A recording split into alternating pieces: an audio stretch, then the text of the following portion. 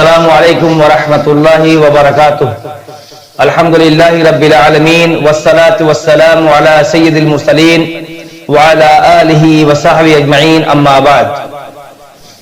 محترم سامعین اور ناظرین، ہم رمضان کے مبارک مہینے سے گزر رہے ہیں اور تقریباً آدھا رمضان گزر چکا ہے،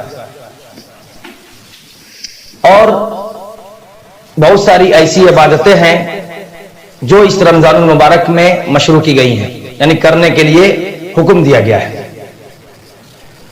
انہی عبادتوں میں سے ایک عبادت صدقۃ الفطر ہے، فطرہ کی ادائیگی۔ عام فہم میں سمجھا جائے تو فطرہ کی ادائیگی۔ صدقۃ الفطر کو زکوٰۃ الفطر بھی کہا گیا ہے۔ صدقۃ الفطر کہتے کس کو ہے؟ صدقۃ الفطر کہتے ہیں اس مقدار، اس مال کو جو ایک روزہ دار جو کہ مکلف کیا گیا ہے رمضان کے دنوں میں ادا کرنے کے لیے، اس کا مقصد یعنی کیوں مکلف کیا گیا ہے۔ اصل ایک لفظ میں تعریف کریں گے تو رمضان کے دنوں میں زبان یا اشارے وغیرہ سے جو چھوٹے موٹے گناہ وغیرہ لغویات جو انسان سے سرزد ہوتی ہے، زبان سے کچھ ایسی باتیں ہوتی ہے جو نہیں کہنی چاہیے، لیکن حسب استطاعت آدمی رکتا ہے، لیکن پھر بھی اس سے وہ بات صادر ہو جاتی ہے، وہ عمل ہو جاتا ہے، کہہ ڈالتا ہے۔ تو انہی لغویات کے کفارے کے طور پر جو ہم مال جو ادا کرتے ہیں اسی کو صدقہ فطر کہا گیا ہے۔ اس کی حکمت یہ ہے کہ اللہ کے رسول صلی اللہ علیہ وسلم نے فرمایا کہ صدقۃ الفطر طہورۃ للصائم من الرفث واللغو، روزے دار کی روزے کی حالت میں جو روزہ دار ہے اس سے جو زبان یا لغویات وغیرہ جو اس سے صادر ہو جاتے ہیں، چھوٹے موٹے گناہ جو اس سے ہو جاتے ہیں، اس کے لیے جو کفارہ ادا کیا جاتا ہے اسی کو صدقۃ الفطر کہا جاتا ہے۔ اور اس کے مقصد بھی آگے اسی حدیث کے آگے والے ٹکڑے میں بیان فرمایا، طعمۃ للمساکین، اور اس کو جو ہم ادا کرتے ہیں اس کا مقصد یہ ہے کہ مسکینوں کو کھانا کھلانا، مسکینوں کو کھانا کھلانا۔ اس کے لیے کیا چیز شرط ہے؟ سب سے پہلی چیز شرط ہے کہ نیت کا ہونا ضروری ہے۔ ایک انسان اگر ایسے ہی صدقۃ الفطر دے دیا لیکن اس نے نیت اور ارادہ نہیں کیا، وہ سوچا کہ رینڈملی ہم دے دیتے ہیں، تو اس کا یہ عمل مقبول نہیں ہے۔ ایک انسان کو خوش دلی کے ساتھ، پورے خوش دلی کے ساتھ، رضامندی کے ساتھ، قوت ارادی کے ساتھ صدقہ فطر نکالنا ہے۔ مسلمان کا ہونا، اسلام ایک کس کے اوپر واجب ہے؟ صدقۃ الفطر کس کے اوپر دیا جائے گا؟ کہا جائے گا مسلمان کے اوپر واجب ہے۔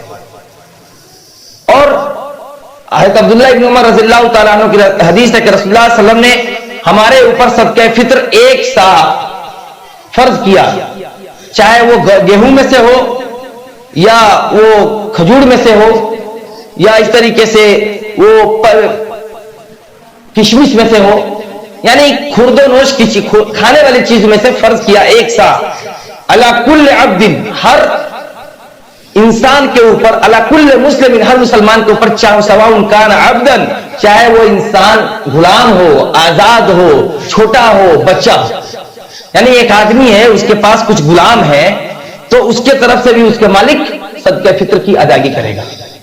صدقہ فطر کس کو دینا ہے اس کے بارے میں علماء کا اختلاف ہے، لیکن راجح قول وہ ہے کہ جو انسان ایک وقت سے زیادہ، یعنی کہ وہ اپنے اہل و عیال کو کھلانے کی طاقت رکھتا ہو، اتنا اس کے پاس طاقت ہے کہ وہ اپنے کمائی کے ذریعے سے اپنے اہل و عیال کا خرچہ اٹھا کر کے برداشت کر سکے۔ اس کا وقت کیا ہے؟ صدقہ فطر کب سے دینا شروع کرنا ہے؟ تو رمضان کے دخول کے بعد، جیسے ہی رمضان آ جائے، روزہ شروع ہو جائے، اس وقت سے لے کر کے عید الفطر کے نماز سے پہلے تک اس کی ادائیگی ضروری ہے، اس کی ادائیگی ضروری ہے۔ اسی طریقے سے کتنے مقدار میں واجب ہے صدقہ فطر، کتنے مقدار میں واجب ہے؟ تو جیسے کہ عبداللہ ابن عمر رضی اللہ تعالیٰ عنہما کی روایت اوپر گزری، میں نے بتایا آپ کو کہ یہ ایک سا دینا ہے.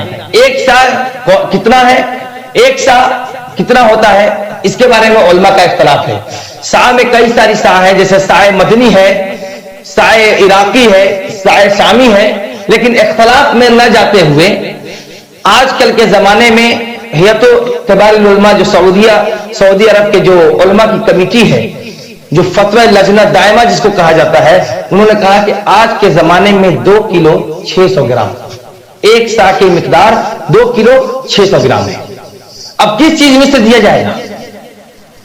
تو بعض نے کہا, جیسے احناف کرتے ہیں, احناف کے نزدیک ہے کہ جو چیزیں اللہ کے رسول صلی اللہ علیہ وسلم کے حدیث میں جس چیزوں کا ذکر آیا, جیسے تمر کھجور کا ذکر آیا, شعیر جو کا ذکر آیا, اس طریقے سے کیا نام ہے پنیر کا ذکر ہے, کشمش کا ذکر ہے, اسی میں سے دیا جائے گا, یعنی کہ نص پر عمل کیا جائے گا.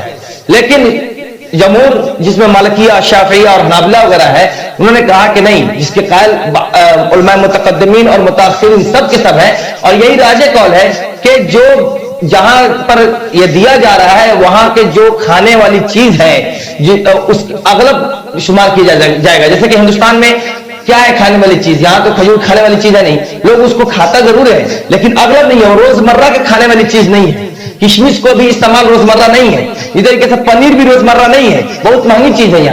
یہاں پر کیا ہے کہ جو ہے, آٹا ہے, گیہوں ہے, چاول ہے, دال ہے, یہ سب کے سب اغلب چیزیں اس کو دیا جائے گا, اور یہ 2 کلو 600 گرام دینا چاہیے. اب سوال پیدا ہوتا ہے کہ کیا صدقہ فطر میں نقدی دیا جا سکتا ہے, پیسہ دیا جا سکتا ہے یا نہیں دیا جا سکتا ہے؟ شیخ محمد بن صالح العثیمین رحمہ اللہ سے اس کے بارے میں فتویٰ سوال کیا گیا, تو آپ نے فرمایا کہ جو شخص نقدی اگر دیتا ہے صدقہ فطر میں تو اس کا صدقہ فطر نہیں ہوا, کیونکہ یہ نص صریح کے مخالف ہے.